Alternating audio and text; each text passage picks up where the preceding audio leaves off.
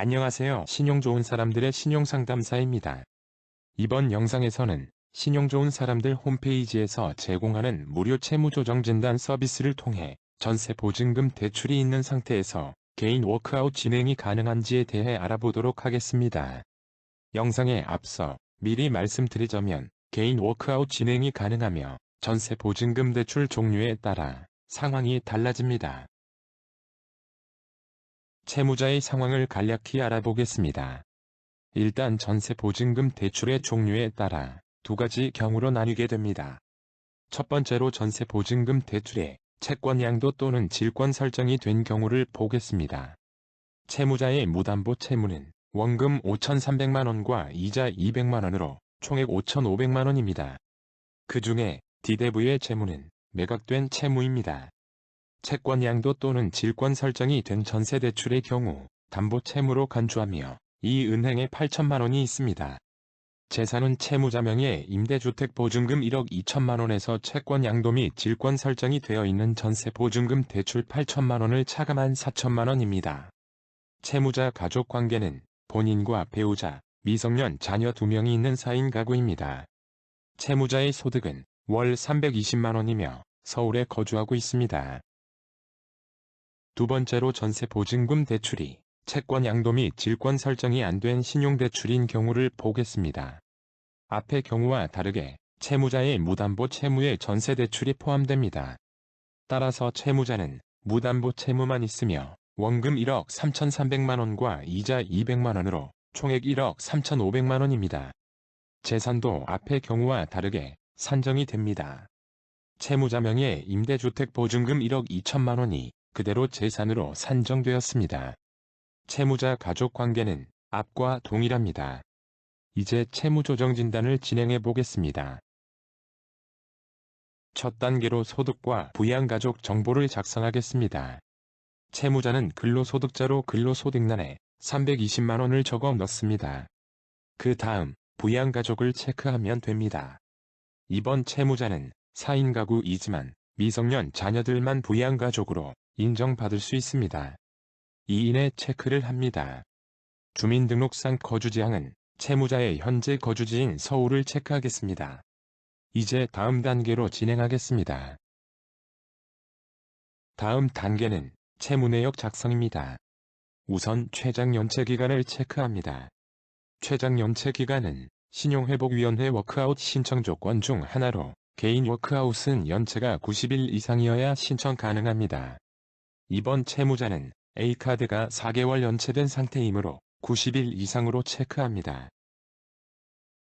무담보 채무를 작성해 보도록 하겠습니다. 개인 워크아웃은 신용회복 지원 협약된 채권회사의 채권만 절차에 포함할 수 있습니다. 따라서 채무자의 채무가 이 협약에 가입한 채권회사의 채권인지를 확인하여 진행해야 합니다. 이번 채무자의 모든 채무는 신용회복지원 협약된 채무로 확인되었습니다. 신용회복지원 협약 가입 채권회사는 신용회복위원회 홈페이지에서 조회하실 수 있습니다. 신용회복지원 협약된 채무 탭을 클릭 후 채무 내역을 작성하겠습니다. 그림과 같이 채권자, 원금, 이자를 작성합니다.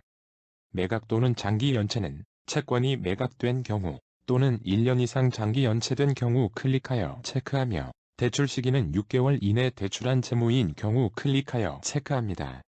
그리고 입력 버튼을 눌러 표에 등록합니다. 여기서부터는 과정이 달라집니다. 첫 번째, 채권 양도 또는 질권 설정이 된 경우를 살펴보겠습니다. 무담보 채무와 담보 채무로 채무가 나누어져 있기 때문에 무담보 채무부터 작성하겠습니다. 그림과 같이 무담보 채무를 등록해 줍니다. 매각된 채무인 D대부는 매각 또는 장기 연체에 있으므로 등록된 것을 확인하실 수 있습니다. 등록한 채무를 제거하기 원하시면 오른쪽 삭제를 눌러주시면 됩니다. 담보 채무를 작성하겠습니다. 이 은행의 전세 보증금 대출이 채권 양도 또는 질권 설정이 되어 있으므로 담보물의 그 외 담보를 선택 후 입력 버튼으로 표에 등록을 합니다. 이제 다음 단계로 진행하겠습니다.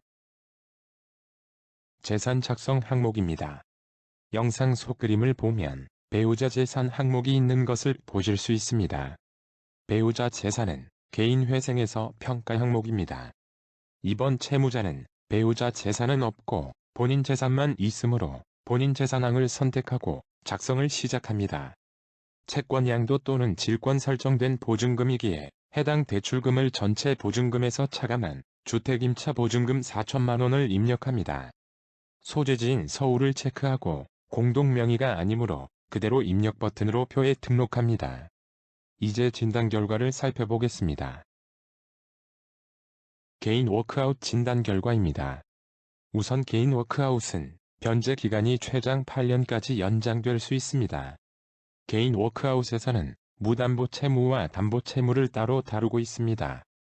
채권 양도 및 질권 설정된 전세 보증금 대출은 담보 채무로 간주하므로 채무 8천만 원은 금리 4%로 매월 27만 원씩 이자만 상환을 하겠습니다. 무담보 채무 5,500만 원에 대해 변제 기간을 72개월로 산정하였습니다. 변제 기간은 채무자의 소득과 부양가족 수 그리고 생계비 등을 고려하여 결정되게 됩니다. 월 변제액은 약 63만 원으로 월 변제액을 변경하시려면 변제 기간을 슬라이드로 조정할 수 있습니다. 무담보 채무의 기준 감면율은 18%로 산출되었습니다. 두 번째, 일반 신용의 경우를 살펴보겠습니다. 일반 신용에서는 전세 보증금 대출을 무담보 채무로 간주하기 때문에 무담보 채무만 작성하시면 됩니다. 그림과 같이 무담보 채무를 등록해 줍니다. 앞선 경우와 다르게 이 은행 채무 8천만 원이 포함된 것을 확인하실 수 있습니다. 재산 작성 항목에서도 변경점이 있습니다. 채권 양도 또는 질권 설정된 경우와 달리 이번에는 온전히 모든 임차 보증금이 재산으로 책정이 됩니다. 따라서 차감 없이 1억 2천만 원이 주택임차 보증금으로 표에 등록되었습니다. 이제 진단 결과를 살펴보겠습니다. 개인 워크아웃 진단 결과도 크게 차이가 나는 것을 보실 수 있습니다. 일반 신용의 경우 모든 채무가 무담보 채무로 간주되어 최대 96개월로 변제 기간을 산정하여도 월 변제액이 약 130만 원이 되었습니다. 그러나 이 경우 96개월 변제를 하신다면 주택임차 보증금 1억 2천만 원을 모두 보전하실 수 있습니다. 채무 감면율을 보시면 7%로 결과가 나왔습니다. 전세 보증금 대출 방식에 따른 개인 워크아웃 진단 결과를 알아보았습니다. 본 영상에서 보셨듯이 전세 보증금 대출의 채권 양도 또는 질권 설정이 된 경우 월 변제금 부담이 낮게 개인 워크아웃을 진행하실 수 있었습니다. 반면에 일반 신용인 경우 전세 보증금 대출이 무담보 채무가 되어 변제 기간을 최대로 하여도 약 130만 원의 높은 월 변제금을 부담하게 되었습니다. 그렇지만 개인 워크아웃 절차를 완료하셨을 때 전체 임차 보증금을 보전할 수 있는 장점도 있었습니다. 이렇게 두 방식 차이가 크기에 본인의 전세 보증금 대출 방식을 정확히 아시고 개인 워크아웃을 진행하셔야 합니다. 무료 채무 조정 진단은 신용 좋은 사람들 홈페이지에서 회원가입 없이 무료로 이용하실 수 있으니 많은 이용 바랍니다. 홈페이지는 영상 및 정보란에서 확인하실 수 있습니다. 감사합니다.